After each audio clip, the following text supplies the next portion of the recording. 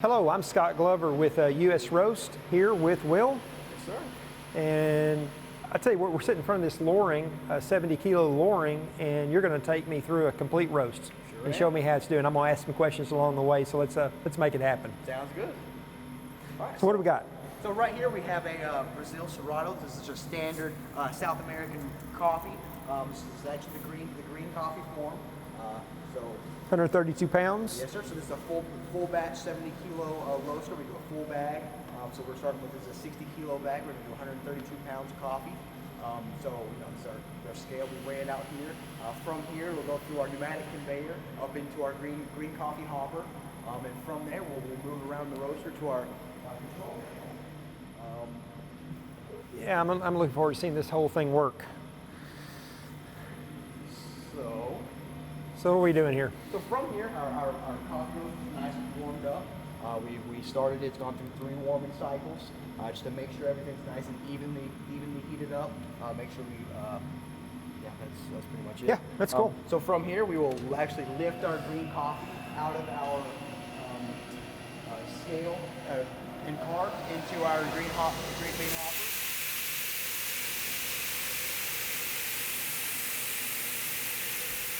Well, it's really clean. There's no dust at all. No, none at all. Yes, sir. So it's actually all collected back in the back of the roaster there. All of our green bean dust and any foreign particles are actually collected in a filter back there, as well as in another filter up in the drum itself. Just to make sure that any foreign objects are caught and they don't need to make it into the roaster itself.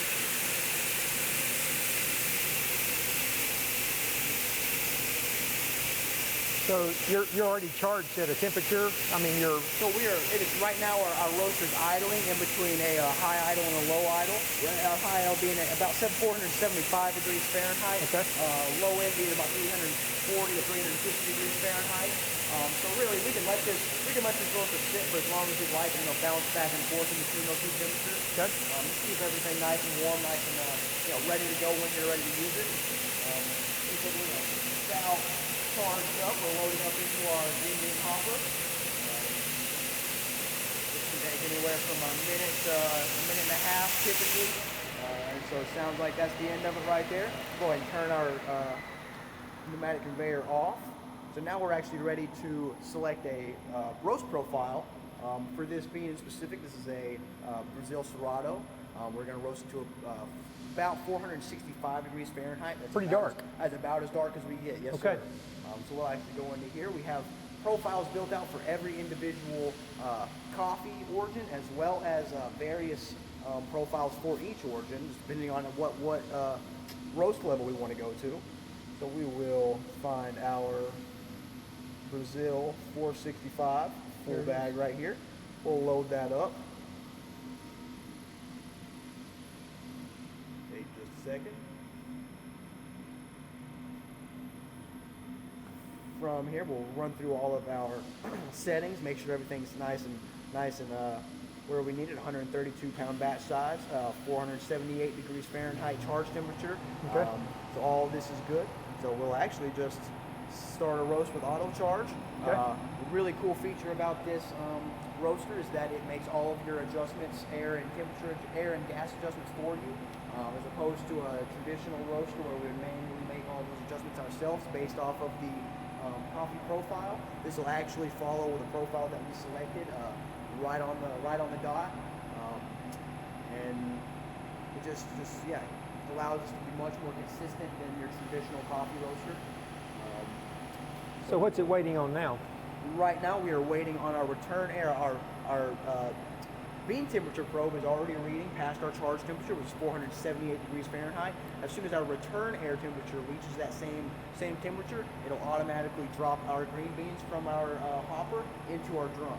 So I can actually make that happen a little quicker if I want to turn that up. I'll go ahead and bump it up to 50%. That'll just increase our rate of temperature increase.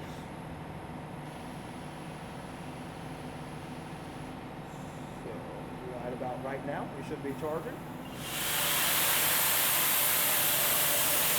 So that's the profile we're looking for. Absolutely, yes, it sure is. So this is our. And here's where we are, 0, 0. I mean, we're actually up here. Yes, sir. So Because they're up against. As the green beans enter our roaster, we're going to see a rapid drop Dramatic in drop. temperature. It's just going to, the room temperature beans are going to suck that heat out of the roaster. I would expect that today, since those beans are going to be significantly cooler than they were when I built this profile, our turning point is probably going to be anywhere from 10 to 15 degrees lower than it typically is. Yep, I see it. See, so we have time across here, we have temperature here. It's just simple time and temperature. Absolutely, yes, sir. And that's where we're planning to drop, somewhere around 12 and a half minutes. Yes, sir. 12 and a half minutes is our target roast time. Your time and temperature is the two main factors in a coffee roast profile. How those two correlate, how fast the beans take on that temperature directly determines your flavor profile. That noise you hear back there is just the beans sucking through the grate. Yep. So it's made the turn now, it's coming up. Absolutely, yes, sir. So from right here, typically if we were above our graph, this roaster, the burner percentage would be very low. Since we're so far below it, it's going to bump that So it's roaster all the way to 100%. It's wide open. It's going to catch up that line, then it'll back it off. Absolutely, yes, sir. Yeah, it's pretty amazing. It's really an autopilot. It sure is exactly what it is. So we got a little bit of time between now and what we call first crack. And so, I know that once we get to that first crack, a lot of stuff happens. Talk to me about, talk to the folks really, what's going on between now and first crack, and what are we looking for at first crack? All right, yeah, so in between our charging point and what we call first crack, it occurs at about 375 or 370 to 380 degrees Fahrenheit. So really we're going to be drying a lot of our moisture that's present in the coffee beans. In this first 7.5 minutes of the roast, it's really just a drying phase. And at first crack, like Scott mentioned, that's really whenever your coffee starts turning into coffee. Before that point, you could soak these beans in water for as long as you wanted. You would not have anything that... No coffee flavor. No coffee flavor, no coffee smell, nothing like that. So at about 370 degrees Fahrenheit is our first crack occurs. That's whenever your compounds are... That's when your coffee starts turning into coffee. That's when your aromatic and flavor compounds really start to develop. It's the most important part of the entire roasting process. The amount of time to allow it to lapse between that first crack and the end of your roast, that directly determines your flavor. So 375. So we got about 7 minutes, or so about 4 or 5 more minutes before we get there. So that's why we can talk. Really nothing to do between now and then. Really not, and then so between first crack and second crack's going to happen at about what temperature? Around 440 to 450 degrees Fahrenheit. And that 440, 450, the difference between those two cracks is what? The cellulose structure is really breaking down, releasing the oils. That's second crack, right? Yes, sir. You're really tearing up the cellulose structure of the bean. It sure is. So that second crack is a much more... So, and the other thing you'll hear a lot of people talk about is development time. There's no development going on right now, but the time between first crack and second crack, that's your development time, isn't it? And you could take that over a longer period of time or a shorter period of time, and it really makes a difference in the flavor when you cook. Absolutely. And you're trying to run this, what percent roughly do you think you're going to be on this roast, So in your flavor profile? Here, this is a very dark, full roll second crack roast. We're going to go to about 460 to 465 degrees Fahrenheit. We'll be sitting in the 25 to 28% development range. Okay. We call that DTR, development time ratio. It's the amount of time that elapses between first crack and the drop of the roast. So that's your development time. It's one of the most important factors of a roast. That, the drop temperature, and the amount of time of the total roast process. That all happens in about 3 minutes. It sure does. So a lot of stuff is happening right there. And before, if we put coffee out and we check it at that 375, and every 30 seconds we check it, it's getting darker and darker and darker. And if you cup that, the flavor is dramatically different on the exact same coffee. Absolutely. It's pretty amazing. A simple 10 to 15 second difference between a roast and another roast can make a drastic difference in flavor profile. And that's the one thing about when we go to a Loring and a very expensive American-made stainless steel roaster like this, full bag roaster, the consistency, if you look back here at this line, if you can look at this line, the green is where we are and the white's where we want to be. Really no human could follow that line consistently, batch after batch after batch. Not as So, precisely as so before. temperature got a little bit low right here in the beginning. It doesn't really matter. It caught up to it and grabbed that line, and it's on it. And so the consistency out of this machine right here is just Next to none. yeah. Nobody's going to beat it. And so, you know, that means for you as a coffee shop, every single cup of coffee you get from U.S. Roast, it's going to taste exactly the same. If you like it, you're going to love it. And if you don't like it, you're really not going to like it because it's going to be consistent. So one thing we'll talk about, this is a really dark roast, and the characteristics, you know it's a dark roast. The beans are dark, but what's the other characteristic of that bean that some people really like? So a lot of the times when you're very dark roast coffee, you're going to have that shine, that oil development, the coating of oil over the entire bean. On this bean in particular, we won't have a lot of oil development coming out of the roaster, but about 48 to 72 hours after this coffee. 2 days later, your hand's oily when you pull it out. It'll be slick with oil, absolutely. Yeah. So if you're a company, you're a coffee shop or you're a Starbucks and you're using your base coffee to make a drink, you know, most people don't drink a super dark roast like this because you lose a lot of those flavor compounds once you pass second crack. But what it does, it makes a very consistent flavor. It's a roast flavor. And you can take any bean we have here, roast to that level, it's going to taste about the same. So it's kind of like a steak. If you cook a steak well done, you happen to be one of those guys that like it, there's no reason to buy Kobe beef, expensive beef, because you have cooked all that flavor out and you have, you know, a cooked piece of meat. Nothing wrong with it, but you've lost a lot of the flavor that me as a steak lover, I love mine medium rare. Right, that's the way you should. That's the way you should eat it, isn't it? So that's really kind of how you can relate coffee to steaks. This is going to be a dark roast for the purpose of this one, and then after this, you're going to do a medium roast right before second crack. Absolutely, yes. There's a fine line between you know, a quality cup of coffee and just a really dark roast. And we still got a few minutes, a couple minutes. Should be right around first crack. Yeah, it's 375 right now. We'll pull a couple things out of there. If we'd like, we can go set them right back here. Would you like to do that, Scott? Tell you what, let's set them right here. How about it? That'll work. Yeah, we can start laying out. Hopefully we don't start a fire. That's 375, real close to first crack. So yeah, we are first crack has started at this point. So really, a green coffee bean is anywhere from 100 to 120 different compounds that make up that green coffee bean. At about 20% development after first crack, you're looking at around 800 to 875 different compounds that are present. 800 flavor compounds. Absolutely. And that's what makes specialty coffee special. It sure is. That's You know, I grew up drinking Folgers like so many people. Folgers, Maxwell House, Community, all those. They're Robusta coffee roasted really to a high dark roast, giving the same exact flavor. And I didn't even know these flavors existed in specialty coffee until we really got into this business. It's pretty amazing. It really is. We're still clicking along here up to 400 degrees. The other thing I think is just amazing is in the 11th century, every single coffee bean that we have in the world today originated from Ethiopia. And the Ethiopians didn't figure it out, but Yemen did. Yemen came and got these beans, these green cherries, and they figured out to cook these beans past this temperature and make a drink out of it.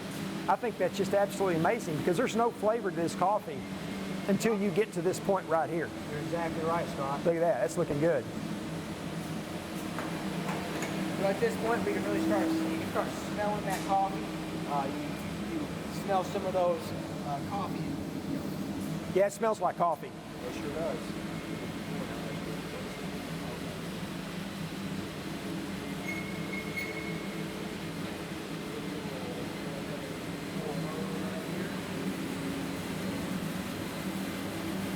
Dropping some beans in there.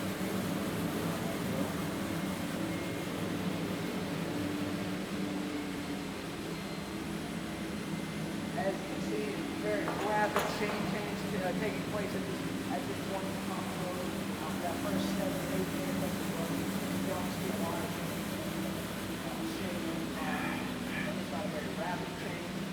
point, you're going to see a visual difference in that coffee about every 10 to 15 seconds. There's a lot happening right now at this specific point in the roast.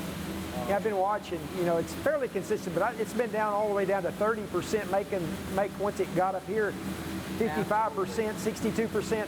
This thing is making just minuscule little tiny adjustments, keeping us directly on that line. So we're right on the mark. Completely consistent coffee. And that's very impressive. So the fact that this machine can make those adjustments and estimate what's about to happen based on the current temperature, the current rate of rise, how fast that coffee's taking on heat. At around first crack, it's a very volatile exothermic event. It puts off a lot of heat and energy. So typically you have to come way down on your burner percentage around 380, 390 degrees Fahrenheit to avoid a flint or a rapid rise in that roast. It'll create some pretty negative flavor compounds or just flavor dynamics. So we're at about 4 degrees Fahrenheit now. As you can see, we have a now. Oh, well, that's coffee there. We're about to enter what's called second crack. That's actually the point at which you stop developing compounds. You actually everything's kind of starts going back to carbon at this point. Okay. That's like you were mentioning earlier. You take a nice steak and you just pretty much burn it. Now you're gonna smell a lot of roast. You sure are. So at this point, we're gonna start seeing a lot more. First crack, second crack.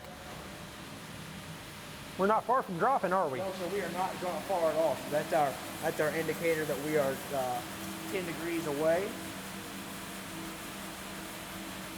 So we are going to see a very quick change in shade at this point. It's going to start. That's a great display. We're about to drop right here, David. Look at this shot. We're getting just about ready to come out of the roast right here.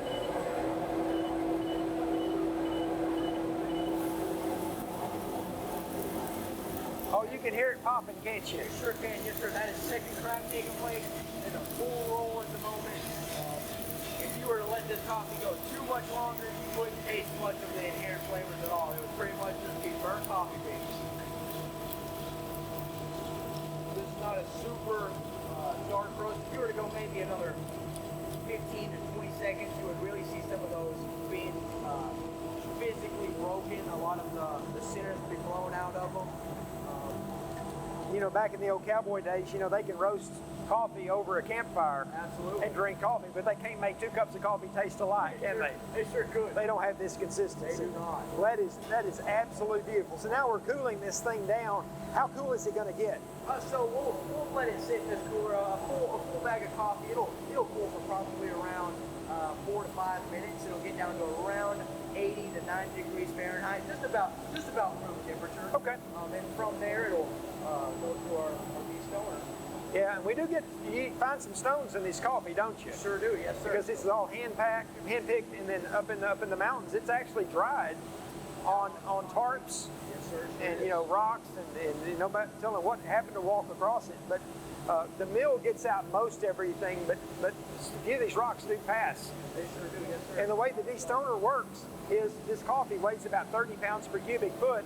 The green beans weigh about 40 pounds per cubic foot. A rock weighs about 80 or 90.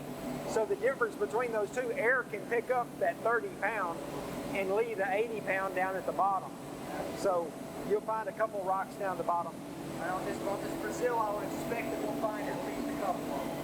A green coffee, I believe that they allow anywhere from 7 to 14% foreign material to be present in that product. Only strictly for further preparation. So it's a very critical step in the coffee roasting process to make sure that we run it through a de-stoner. A de-stoner, get any of those stones, metal, copper wires. There's a lot of foreign objects that you can, if you're not careful, can make it into your coffee. Of course, if we were really in full steam production right now trying to get a lot of coffee out, you'd already have one up here ready to go, and you'd have another one there. So you have 3 in process, maybe even 1 here. Sure would. So you could have 4 in process, and it just rolls. Rolling it straight out. You can get roughly about 4 4 batches an hour, just a tad under 4 batches per hour.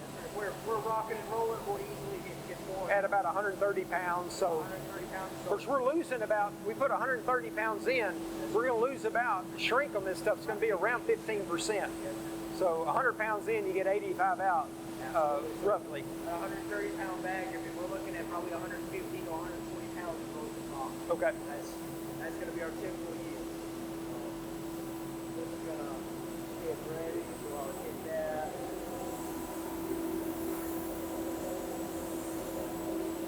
That's going to, I don't know the temperature right now. So it's a time-based system.